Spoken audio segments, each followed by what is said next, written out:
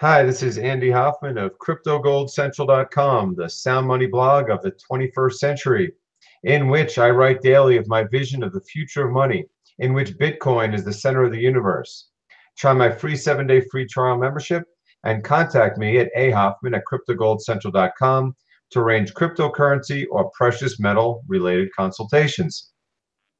This week, we have a returning guest who, in my view, is as multifaceted of a Bitcoiner as you'll meet. A hodler first and foremost.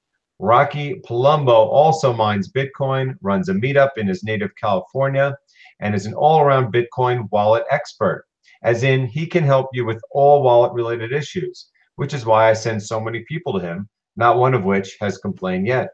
If you'd like to set up a cryptocurrency-related consultation with Rocky, please contact him at splitting.service@yahoo.com or check out btcmeetup.webstarts.com, where he lists the Bitcoin forks and airdrops he currently has the ability to split or anticipates being able to do in the future. On Rocky's last appearance 3 months ago, he single-handedly proved why Bcash cannot scale on-chain, even if it was, LOL, Satoshi's true vision. This time around, aside from discussing broad market issues, we're going to dig into several Bitcoin mining, well, not really mining, but wallet-related issues, particularly regarding hard forks and airdrops. To that end, welcome Rocky Palumbo to One-on-One. Hello, YouTube, and thanks for having me back, Andy. Absolutely. Now, lately, market movements have been so violent, I have been waiting longer and longer to script my shows. Today, I did it just an hour beforehand so I could see how things progressed following yesterday's carnage, which in typical Bitcoin form has taken a turn for the better. Before I get to Rocky, I want to reiterate my view that for all the frustration the price movement has recently caused, the fact remains that never in Bitcoin's history has its outlook been more bullish.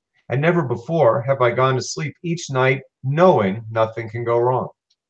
Essentially, we're simply enduring the hangover of an historic bull run, in which rank speculators jumped in at the top, buying a heavily overbought Bitcoin and creating an epic bubble in altcoins, the vast majority of which have no use cases whatsoever, and thus, like the dot-coms of 1999, will never again approach January's highs. Throw in the rogue, potentially collusive actions of the Mt. Gox bear whale, who may or may not be part of yesterday's epic bear raid, and today's, as it happened again at the same time as usual, as I was scripting the show an hour ago, and it's understandable why the Bitcoin price has been under pressure.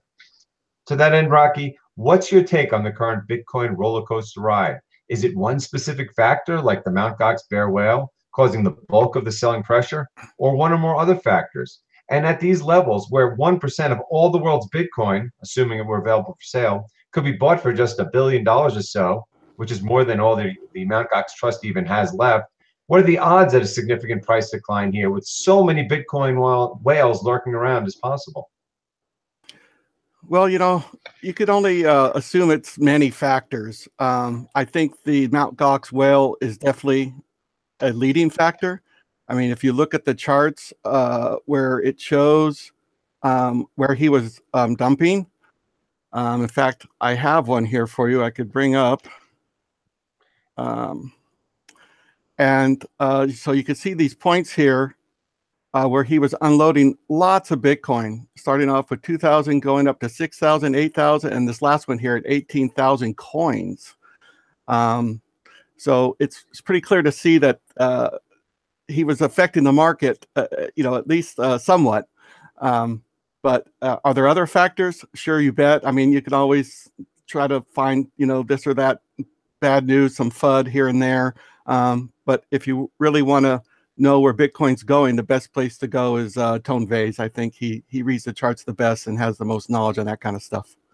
Well, funny you should say that, because I would disagree on that. Not that Tone Vays doesn't have a lot of knowledge of how to read charts.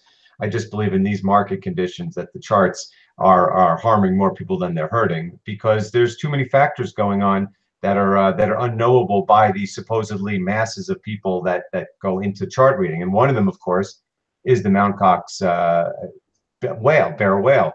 In fact, again, it happened today, just as same time as usual, just as I was scripting the show. And I've been in the market manipulation business. That's what I'm known for 15 years of watching precious metals. And there is no doubt that what's going on every day, or almost every day at essentially 11 a.m. Eastern Standard Time is planned. Now, is it planned collusively? Is it planned with any other intention other than selling the Mt. Gox whales stash? I don't know. I kind of think that there's a lot of incompetency there, and I think that the Bank of Japan could possibly be part of the whole equation because I believe that they are big buyers, and who knows more about what's going on with that whole process than they do. Again, all speculation, but the fact is that when you look at those charts, when you look at the fact that the bear whale was selling starting December 17th, which is the peak, and ending February 5th, which was where he sold 18,000 Bitcoins and drove the price to $6,000. There's no doubt it had a huge impact of what's going on. And the bigger question is what's going on now. Theoretically, he's done for now, but we don't really know that, and we don't know how many wallets he has. I mean, yeah. Yes. I think, in my opinion, Tone will give you the best prediction short term. He doesn't like talking too far into the future, but I mean, there's nothing that's perfect. But I think he's right a lot more often than he's wrong. So so he has a pretty good track record. Now, can some really big news or event like this whale throw a wrench into his predictions? You betcha.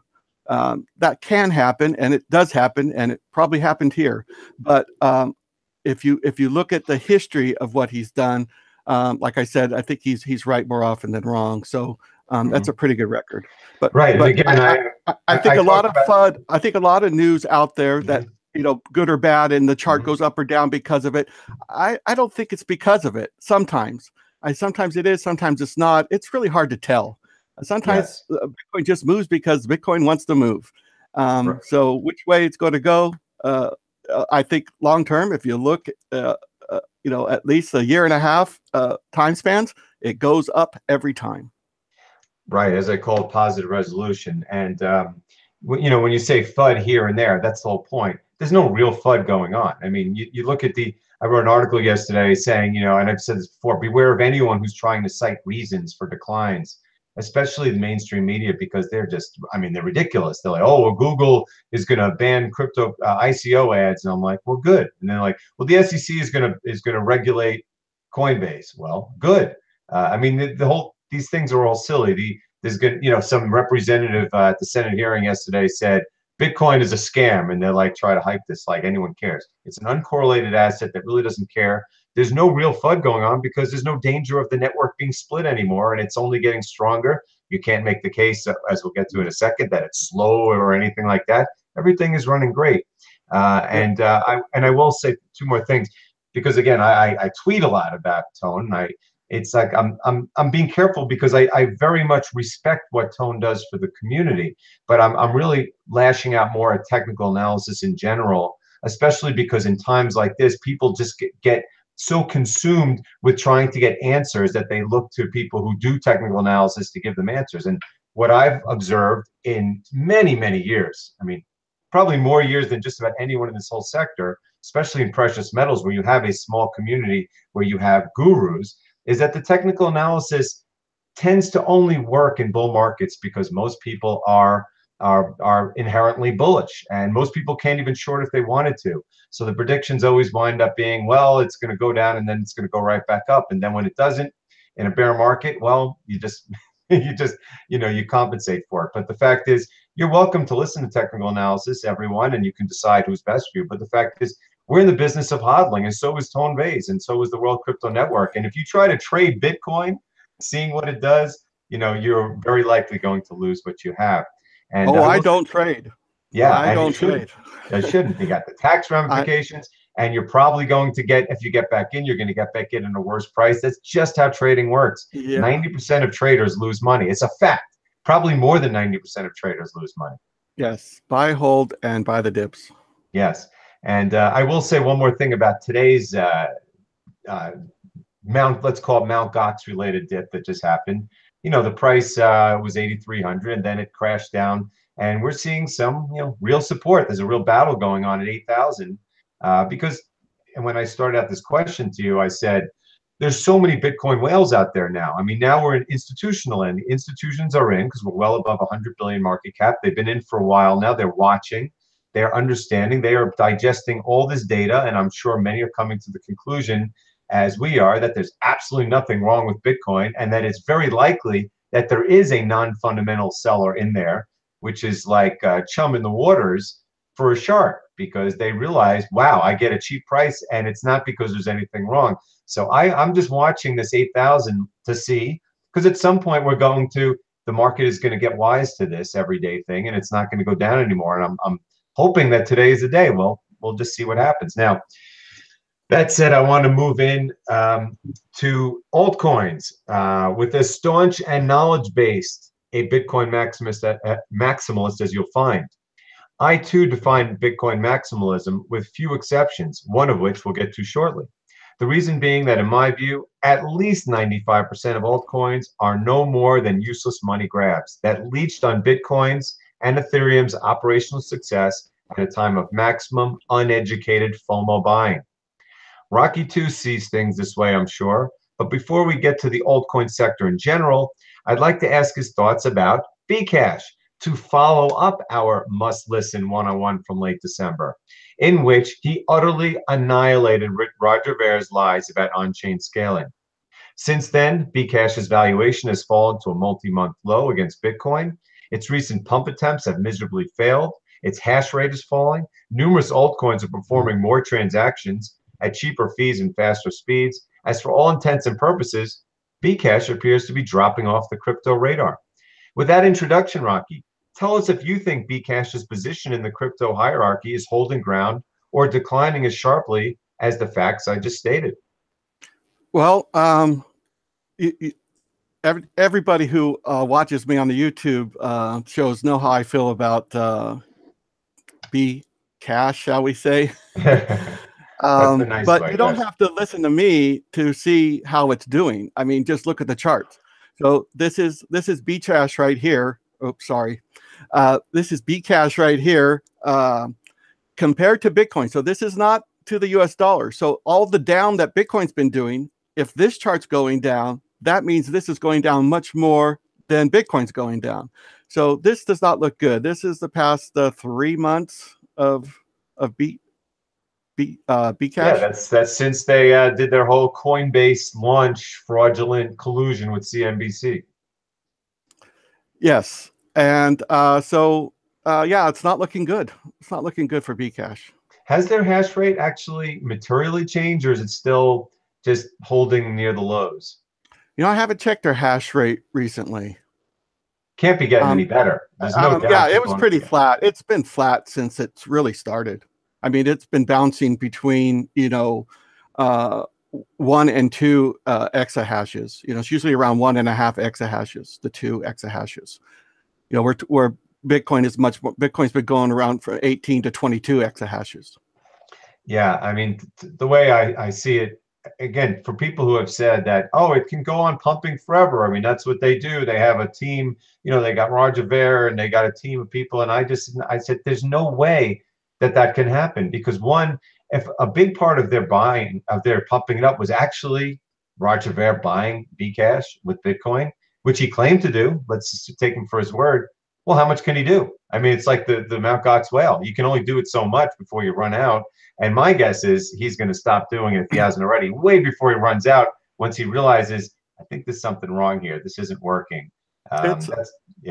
It's not just Roger pumping it. It's also Jihan selling their hardware over there at Bitmain, only accepting Bcash as payment. As far as cryptocurrencies go, I think they are accepting credit card payments now. But if you want to pay in cryptos, you have to pay in Bcash. So, that's forcing the hand there.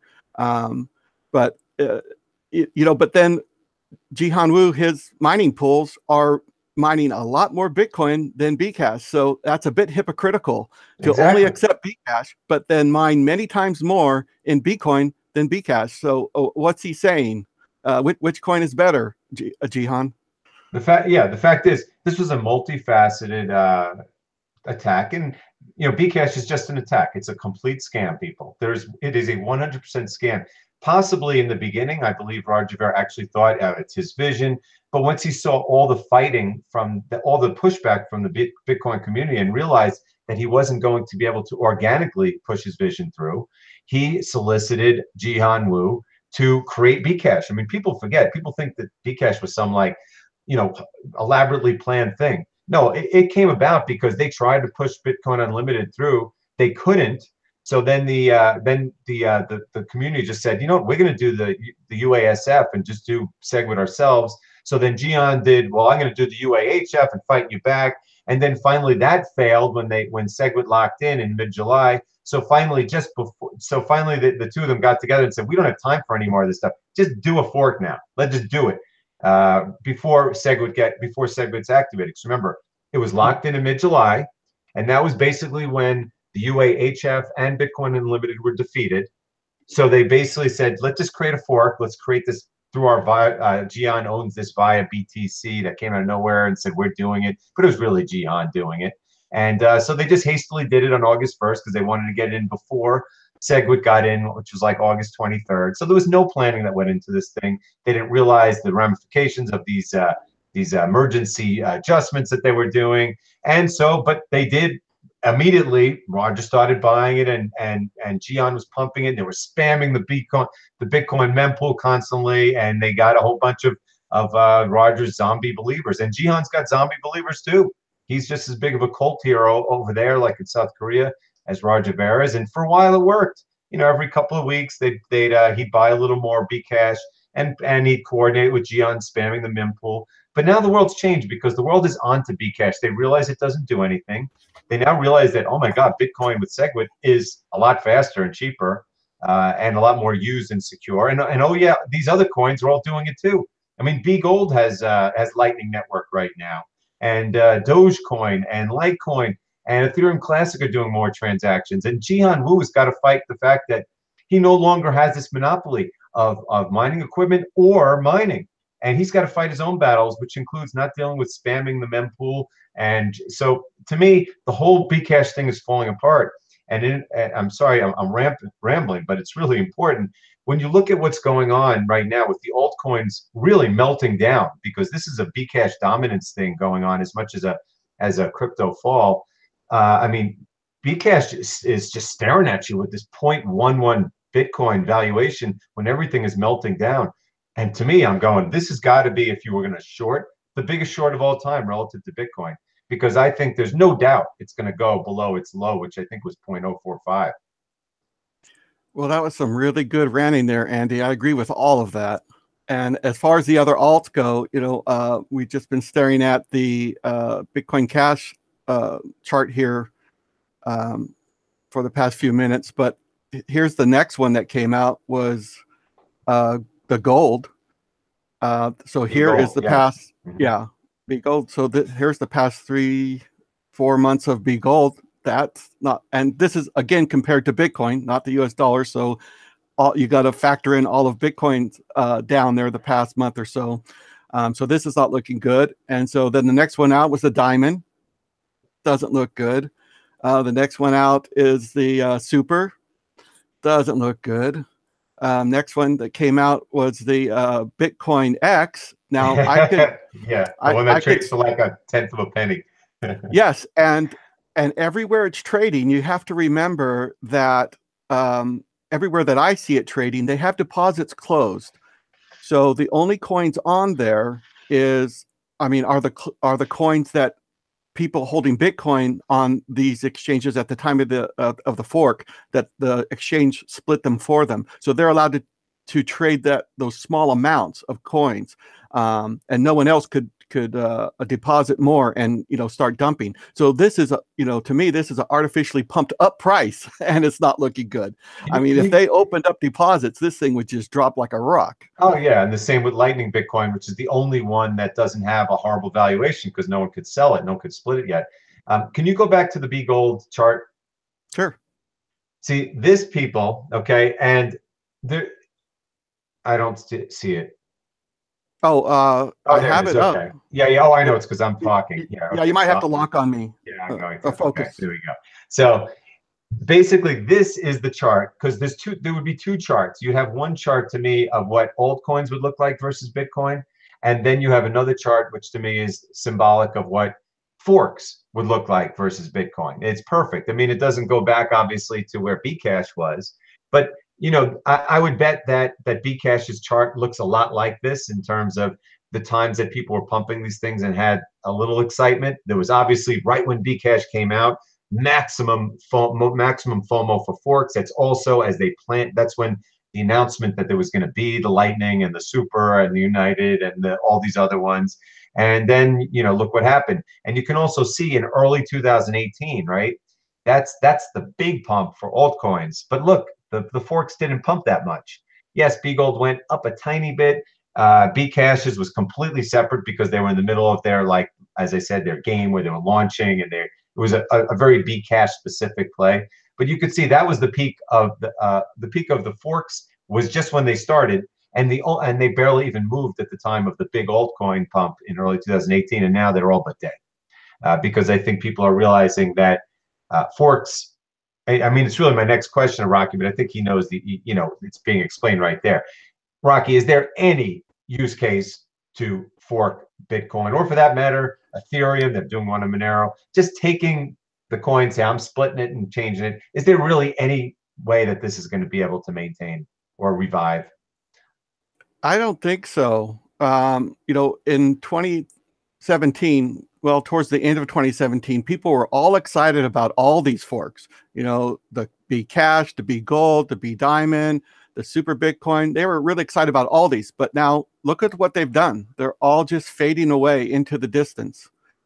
And so I think at the end of 2017, again, when there was all this excitement about these things because they're all brand new and had so much so-called potential, they were saying, oh, 2018 is going to be the year of the fork. We're going to see lots more of these things. Well, I think as these fork after fork after fork fails, all fade away into the distance, I think there's going to be less of these things. People are going to get tired of doing it. It's a risk. You got to move your coins. You take a risk of making a mistake there. You don't want to lose your Bitcoin. That's number one most important thing. And when I help people split their coins, I always make sure they have their Bitcoin safe and sound in a brand new wallet with brand new seed words. And we'll get to that at the end of the show. But it's important for people to realize that as bad as the altcoins have been lately, the forks have been by far the worst. I mean, it's not even close. The fact that Bcash, which is the biggest altcoin, basically, aside from Ethereum, Ripple doesn't even count to me, is doing that badly, shows you that I said it back then, it would not be the year of the fork. Forks, yes, but Bitcoin forks, that's going to make everyone free money, no way. And I think the same thing goes with all these other ones. Right now, they're just Ethereum. This crypto war is going on. They're going to go through an Ethereum and Monero and all these things, what Bitcoin went through, except it's not going to be a positive resolution. It's not going to be really a consensus. It's going to be ugly. As opposed to Bitcoin, they tried to destroy it with forks, failed. They tried to make money off it with forks, that failed too. And the bigger issue is that for altcoins, I've been screaming it from the top of the rafters, especially now after this giant crash where so many people lost so much money in altcoins, that there is not going to be a future where all these altcoins do well. You have to have a viable use case. Okay, it's no different than the stock market. If you don't have a viable use case, you are going to look just like that chart of B Gold, which has no use case, B Diamond, Super BTC, and most other altcoins. So for that, on that note, I want to move on to crypto dividends, which are obviously, yes, go on. Can I just make one more comment about these things, about the Bitcoin X? Yes. Like I said, I can split this. I've done it. And, I got boatloads of these things because it is a 10,000 to 1 split. But on the website, I have it listed as soon because it's pretty pointless to split it when there's no exchange that will allow deposits. Right. So I don't know if anybody really wants me to. I can. Well, But I want to go over that last, that what you can do and can't do, because I just okay, want to get focused on the markets, and then we're going to go over exactly, because people do have questions. They ask me all the time, and you are the person to answer what exactly can be split. okay. So now we're going to move on to okay, well, let's see, crypto dividends we went on. Okay, so next, I want to speak specifically of the two front and center crypto dividends that unfortunately are coming to market amidst the worst market conditions in years, i.e., Be Private and Be Rhodium, both of which have Bitcoin in their name, but neither of which is an actual Bitcoin fork. In the former case, and I'm not going to mince words for anyone who has read what I've said, Be Private is actually a fork of Z Classic, which itself was a fork of the privacy coin Zcash. Its purported use case is a superior form of privacy technology, which may or may not be true, I have no idea, using the Bitcoin name to fuel an incredibly well-funded and mysteriously well-funded marketing campaign. I highly doubt it's any better than Zcash, Monero, or what Bitcoin will inevitably be. And given the horrifying rollout, including an epic Z Classic pump and dump that stole thousands of Bitcoins from unsuspecting investors, no doubt by those who knew about it beforehand, and the fact that no exchange is supporting it or distributing coins to Bitcoin holders, let alone on SegWit addresses, given the project founder is a diehard Bcash supporter, and I have nothing but skepticism, even as a Bitcoin holder who is theoretically entitled to it. Next, we have Be Rhodium, which listeners are well aware I'm a big fan of which I have been asked actually to help them launch trading with the podcast, so you'll be able to listen to them and decide for yourself. Now, unlike other crypto dividends, Be Rhodium is a unique altcoin that is being airdropped to Bitcoin holders that proactively registered for it back in December, January. The wallet's functional, people have claimed it, and it's supposed to start trading in April, so we'll see what happens. So with those introductions, Rocky, I'd like your take on Be Private and Be Rhodium in terms of potential use cases and ease or difficulty of claiming. As far as Be Private goes, there are exchanges that are allowing deposits and trading right now. But how do you get it? I could split it. Can you split it for anybody? Yes. Well, no, I can't do, if you've been holding your Bitcoin in SegWit addresses, I can't split that yet. But if you had legacy address, I could split it. And there's this exchange here, which is the Nanex exchange, which is really kind of a weird exchange. There's nothing, there's no cryptocurrency to Bitcoin. You have to go to their Nano coin and then go from Nano to Bitcoin. So it's kind of strange in that way. You have to trade like twice this intermediate coin of theirs. But you can do it. And there's another one too, is tradesatoshi.com. They allow Be Private deposits, and there you could go straight into Bitcoin. Right, and of course with the two trades you have two commissions. But for now, the way I understand it, the only people that have gotten it are people who bought Z Classic and pretty much lost their shirt on Bittrex, but they can't trade it there. They would have had to send it to one of these other exchanges. And then how else would you have gotten it? I mean, no Bitcoin holders have gotten it yet. And you're saying you can do it, but you'd have to take apart people's wallets and have them move all their Bitcoin, right? Yes, they would have to move their Bitcoin to new seed words first, and then I would have to dig out their private keys from their old seed words, and then I could split it. Yeah, I've done it. But as you can see, people, that if you can, I'll put it right back up there. There we go. That 4.56, the last trade, that means, I believe, 0.0456 Bitcoin, right? No, because this is that website where you have to go into their coin. So it's 4.5 nano, and then from nano you got to go to Bitcoin. So now right now you could see here it's 935 nanos equals 1 Bitcoin. So you'd have to do the math to see that. And the trading here is free as long as you're a maker. You only pay if you're a taker. Right.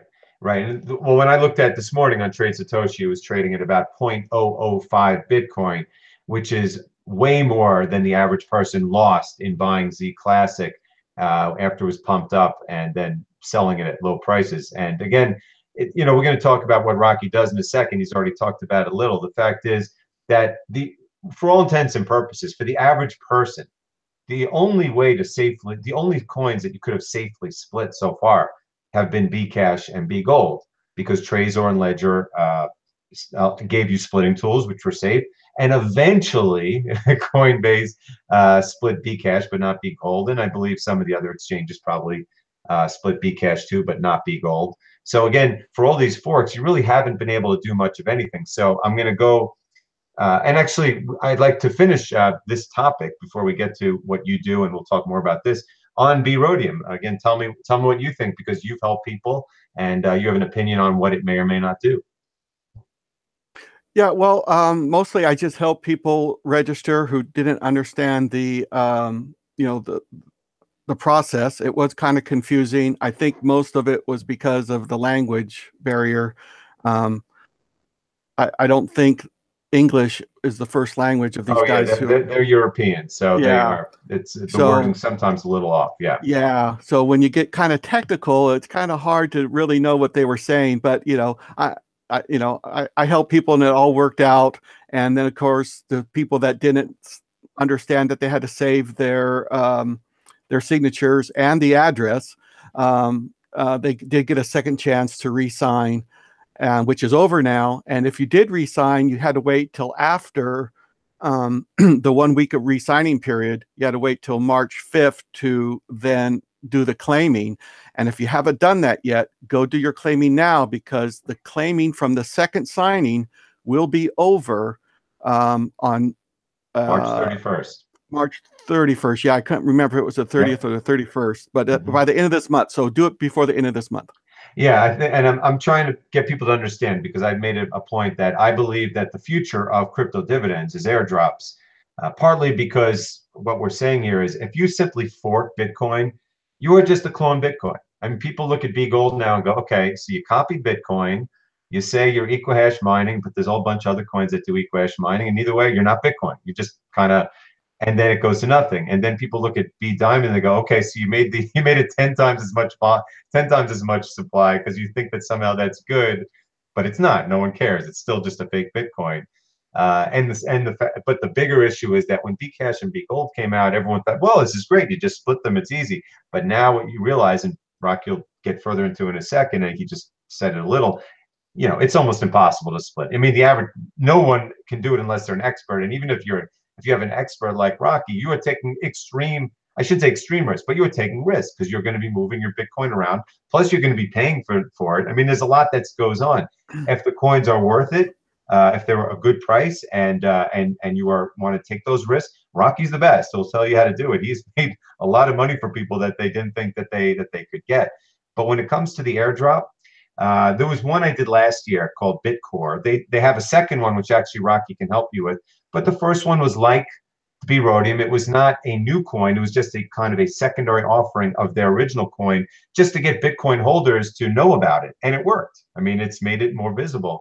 It was the same kind of thing. You're signing your messages on your Trezor.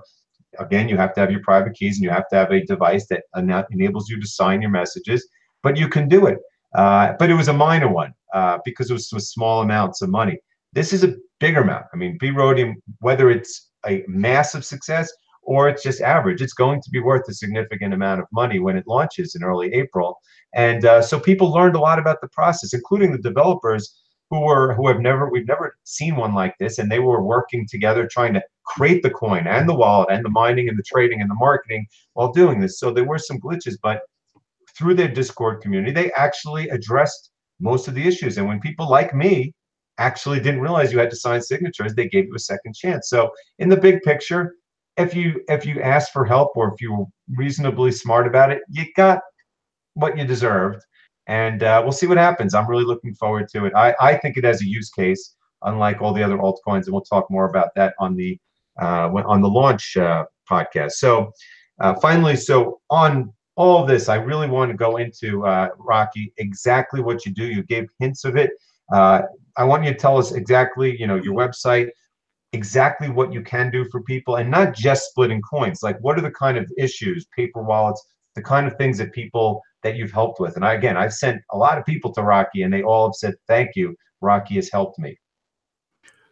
Well, you mentioned about people being able to split all these other ones, all these other coins that don't have the tools built into the wallet. And when the tools are built into the wallet, like for the cash, Bcash and BGold, that makes it very easy and very safe. But when they're not built in, it's very dangerous. And there are people out there that are trying to do it themselves. And there's even people that have written articles and made videos about it. And they talk about how to do it properly, and they're wrong. They're out there, they're making it sound like or look like they know what they're talking about. And if you do it this way, if you follow their directions, you're putting your coins at risk.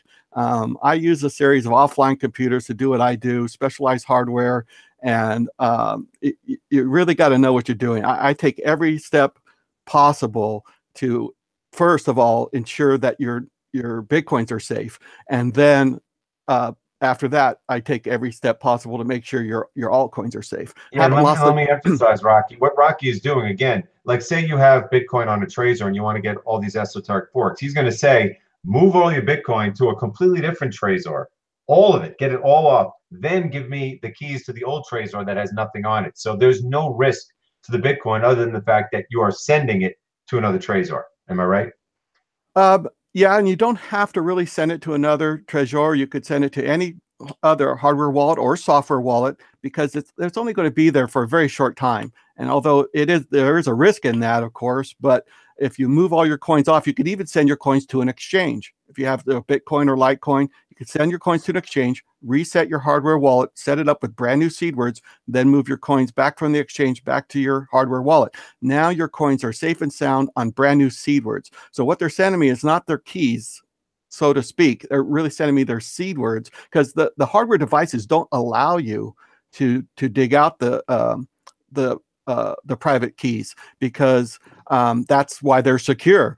The wallet says, hey, we don't even trust you with the private keys, that you know what you're doing to handle them properly and safely. So that's why these devices are so secure. And that's a great feature of them. They shouldn't, let you have your access to your private keys, because a lot of people will think they know what they're doing with them, and they'll be doing things that are very risky, and that's very bad. So you have got to wait till you get them on brand new seed words. Then once they send me the seed words, I have a safe method for them to send me the seed words. We break them up into different chunks, and I have them send them to me in different ways, so the seed words are never all in the same place at one time. And this way, it's a very safe process to keep their altcoins safe, and their Bitcoins are safe and sound in a brand new wallet. Really, people think of the Bitcoins as being in the device. Your Bitcoins are not in the device. They're in the seed words. So as long as you have new seed words, you have a new wallet. You could think of it as a new device. It's your Bitcoins are safe and sound in there. Right. And again, I'm going to go back to your chart there. You can see on the list of things, it says legacy wallet, segment wallet, paper wallet. So the point is, in any wallet that you had your private keys, he can get this. And again, so if you have a paper wallet, and this is one of the best things, there are people who still have paper wallets that bought Bitcoin a while ago who don't even have Bcash because of this. So he can extract the forks from your paper wallet, from your, if your Electrum wallet, as long as you held the private keys. And actually, for my edification, because I seem to be aware of all these things, is Bitcoin faith, Bitcoin God? No, those are two different coins. I never even heard of Bitcoin faith. So yes. And Bitcoin faith is another. Yeah. Yeah, so Bitcoin faith is another one that I could split. I've done it. I split my own, but again, I have it listed as coming soon because there's nowhere for you to deposit. Is it worth anything? Well, yeah, it's trading on exchanges. Like 0.001 or something more than that. Oh, I haven't even bothered to look lately. But not a lot. I mean, it's yeah, it's not. It was never much. Yeah. Okay. None of them have really got any traction at all. I mean, except for BK, including, it got some traction, but I wouldn't consider it a lot of traction. I mean, and that was only because there was a couple millionaires pumping it. That's the only reason why it's the one with the most traction. That is the only reason. They're not innovating there. All the innovation is coming from Bitcoin. They've got so many things they're working on that's coming soon, with the Schnorr signatures, the Mimblewimble, the math, the bulletproof Liquid. In fact, Liquid, they just announced that they have a brand new version out. It's a release candidate that is network ready. And for those of you that don't know, Liquid is going to allow people to transfer funds between exchanges rapidly, securely, confidentially, and you have the transaction will be final in less than 2 minutes. So that is a awesome upgrade we're going to have here on Bitcoin. And not to mention, I mean, I help people do transactions like setting up Trezors, that kind of thing. And I had some of my own transactions. It really is remarkable with SegWit working and with no spam attacks anymore because Bcash just doesn't have the ammo to do it. I mean, transactions are so fast, it's scary. I helped someone do a transaction yesterday. I'll send my Bitcoin from Coinbase to my Trezor. It was there in 1 minute. It confirmed 1 minute later. I mean, I've never seen anything like this, and I've been in Bitcoin 2.5 years. And this is before all these things you're talking about, including the privacy and all the other features, the atomic swaps that are all going to be added. And again, they're going to subsume almost any altcoin that has any kind of application like this is going to be taken. That's why the whole thing of be private versus Monero versus Zcash, the whole thing is so silly.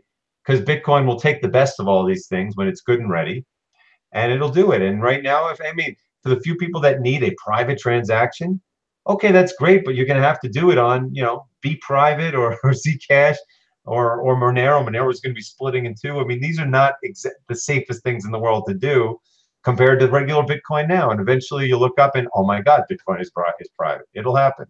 Yes, that's the bulletproof.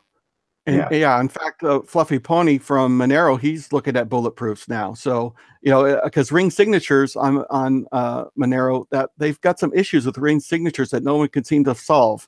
So the innovation, on Bitcoin with bulletproofs, that's the way to go. Because when Bitcoin does privacy, Bitcoin will do it right.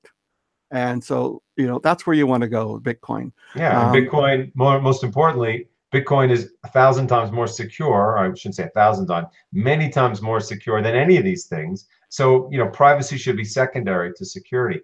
And the one other thing that I will ask you about this whole topic of splitting coins, and particularly now that airdrops have started, because to me, B-Rhodium has opened the door for the real future of crypto dividends. Again, you have to have a use case.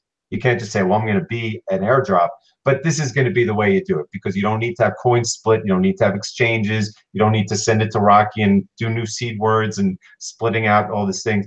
It's going to be the way to do it where you just claim it and it's in a wallet and you just sell it or hold it. But I want you to explain because I and many other people just learned of this. It's not a glitch. It's just part of how these hardware wallets work. Change addresses, which hurt a lot of people during the airdrop process who didn't realize that this happens. Can you explain to people for future airdrops what a change address is in a hardware wallet? Yeah, sure. A change address is just where your change goes from the transaction. You could think of it like if you go to the store to buy something that's, $7 and you hand the clerk a $10 bill, you get $3 change. Now, that $3 change you would put back in your same wallet, right? But in Bitcoin, it doesn't go into the same address. It goes into a brand new address that the wallet picks, and it's kind of hidden. You never really see it. Most people don't care about it or know about it. You just see that your total went from 10 to 7. And that's all that, the user really needs to know. Right. And your transactions simply just list where it came in. So it doesn't say, it just says, well, I got that Bitcoin 6 months ago in this address, so it must still be on that address. That's how it looks. That's how it looks. But in the wallet, it's actually different. Now you could look up the transaction in a block explorer and you could see what the change address is. And, that's what I have to do to dig out some of these coins. It's actually quite a lot of work sometimes if people have been receiving and sending a lot of Bitcoin in and out of a wallet. I have to hunt down all of these change addresses and then extract the keys from them to do the split. Yeah, and people, you need to realize all it takes is one transaction. I mean, if you sent 0.00001 Bitcoin somewhere, it could do that, and it did it to me. I mean, I have in my entire time holding Bitcoin, I've only sent Bitcoin twice. Once I was Adam Meister's first customer. He helped me set up my Trezor, and I sent him a little Bitcoin. And the second time was I bought a Trezor with Bitcoin because back then they didn't accept cash. Because of those two tiny little transactions, I had change addresses. So I didn't get some of the airdrop that I thought I was going to get. And the way you would test it is, as Rocky said, just go to blockchain.info, take the address from your Trezor, your public address where you think that there's Bitcoin, and look at it. And let's say you got 5 Bitcoin that came in 6 months ago. But then what you'll see is it'll say +5, but then it'll say -5, and it'll coincide with the day you sent Bitcoin. And guess what? The balance is 0. So, Brocky, is it as simple? Let's say there's a new airdrop coming, and you go, well, I've sent Bitcoin, so I probably am going to have I'm going to have these change addresses, and thus when they take the snapshot, I'm not going to have the Bitcoin on the snapshot that I thought. So is it as simple as just take all your Bitcoin and send it to a new address? Like, what would you do if there was another, let's say, B Rhodium coming and you thought it'd be worth something and you wanted to be in on it? Yeah, sure. If you were not worried about privacy, because that's the main reason why these wallets, every time you request a new address, or every time you request an address after you sent Bitcoin to your old address, it'll give you a brand new address. And so, because that keeps your that helps with your privacy. And the same thing with the change. That's why it does that. It's protecting your privacy. But if you're not worried about that, you could just go in your wallet, go to your receive address, get a brand new address, then go to your send and send the whole wallet to that address, and that would consolidate all of your addresses, all of your regular addresses, all of your chain addresses into that one address. Good. Well, now we know, people, to be on the lookout. And again, if there is another big airdrop coming, then inevitably we'll be down the line. I mean, you know that through Crypto Gold Central, I will be talking about it. You know, Adam Meister will be talking about it.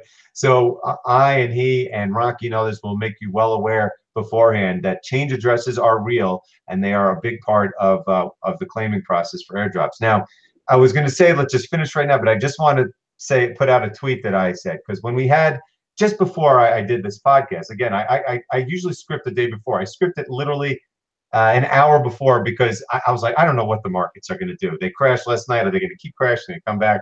And I said, oh, look, it's 8,300. This is great. It came back. And just so I was scripting, the same, let's call him Bear Whale, came in and did his thing. And it got right down to 8,000, but it held. And I put out this tweet just as it was holding the first time. That's about an hour ago. I know it's early, but the stand at $8,000 from a Bitcoin community starting to understand the actions and motives of the Mt. Gox Bear Whale could prove a key inflection point if it holds. Let's see what happens. Now, again, I'm not going to conclude the world based on right now, but it went up to 8,100. It came back up to 8,000, and now it's 8,250. And I'm going, at some point, people are going to catch on. There's a lot of Bitcoin whales out there now who want cheap Bitcoin. And once they realize that this is a non-fundamental seller, it's not because like the network's going to be split or something, you're going to see a feeding frenzy that's going to get us right back up again. So again, have faith, people, and hodl. And again, I guess I'll end it there by saying that, Rocky, if you want to get a consultation, like say, hey, I got a paper wallet, I got a Trezor, I don't know what to do with these forks, just email him at splitting.service@yahoo.com. Also, that website right there that he's showing you, that is, I have it written here, it's btcmeetups.com. And Rocky, you do need to change the name of that website. And so he'll list he not only lists the forks, but he also lists, how his service works. And as for me, go to cryptogoldcentral.com. Email me at ahoffman@cryptogoldcentral.com, because I do cryptocurrency consultations of a different sort. And again, thanks very much, Rocky, and everyone. Have a great crypto day. Bye-bye.